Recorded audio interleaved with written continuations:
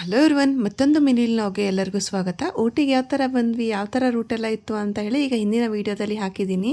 ಈ ವಿಡಿಯೋದಲ್ಲಿ tulips village ರೆಸಾರ್ಟ್ನ rooms ಯಾವ ಥರ ಇತ್ತು ಅಂತ ತೋರಿಸ್ತಾ ಇದ್ದೀನಿ. ಇಲ್ಲಿ ನೋಡ್ತಾ ಇರ್ಬೋದು, ಒಂದು ಚಿಕ್ಕದಾಗಿ ಸ್ಲ್ಯಾಬ್ ಹಾಕಿದ್ದಾರೆ ಕಿಚನ್ಗೋಸ್ಕರ. ಇಲ್ಲಿ ಏನಾದ್ರು ಕುಕಿಂಗ್ ಮಾಡ್ಕೋಬೋದು. ಹಾಗೆ ಒಂದು ಡೈನಿಂಗ್ ಟೇಬಲ್ ಕೊಟ್ಟಿದ್ದಾರೆ, ಸೈಡ್ಗೆ ಒಂದು ಸೋಫಾ ಕೂಡ ಕೊಟ್ಟಿದ್ದಾರೆ.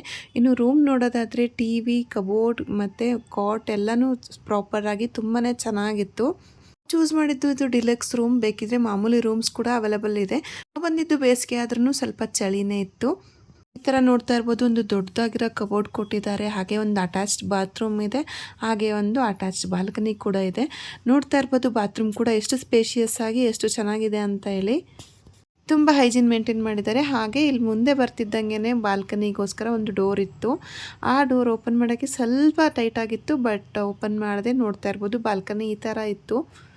ಮಾರ್ನಿಂಗ್ ತುಂಬಾ ಚೆನ್ನಾಗಿ ಇಲ್ಲಿಂದ ನೋಡ್ಬೋದು ಅಂತ ಅಂದ್ಕೊಂಡು ಫುಲ್ ರೆಸಾರ್ಟ್ನ ಒಂದು ರೌಂಡ್ ಹಾಕಿದ್ವಿ. ಅದಾದಮೇಲೆ ಪಾಪುಗೆ ಹಸುವಾಗಿತ್ತು ಅಂತ ನಾವು ಗ್ಯಾಸ್ ಮತ್ತು ಎಲ್ಲನೂ ಕ್ಯಾರಿ ಮಾಡಿದ್ವಿ. ಅವ್ನಿಗೆ ರಾಗಿ ಸರಿ ಮಾಡಿ ತಿನ್ನಿಸ್ದೆ. ಅದಾದಮೇಲೆ ಈ ಥರ ಒಂದು ಲ್ಯಾಂಡ್ಲೈನ್ ಜೊತೆ ಈ ಥರ ಆಟಾಡ್ತಾ ಇದ್ದ. ಅವ್ನು ಇದೇ ಫಸ್ಟ್ ಟೈಮ್ ಅನಿಸುತ್ತೆ ಲ್ಯಾಂಡ್ಲೈನ್ ನೋಡ್ತಾ ಇರೋದು.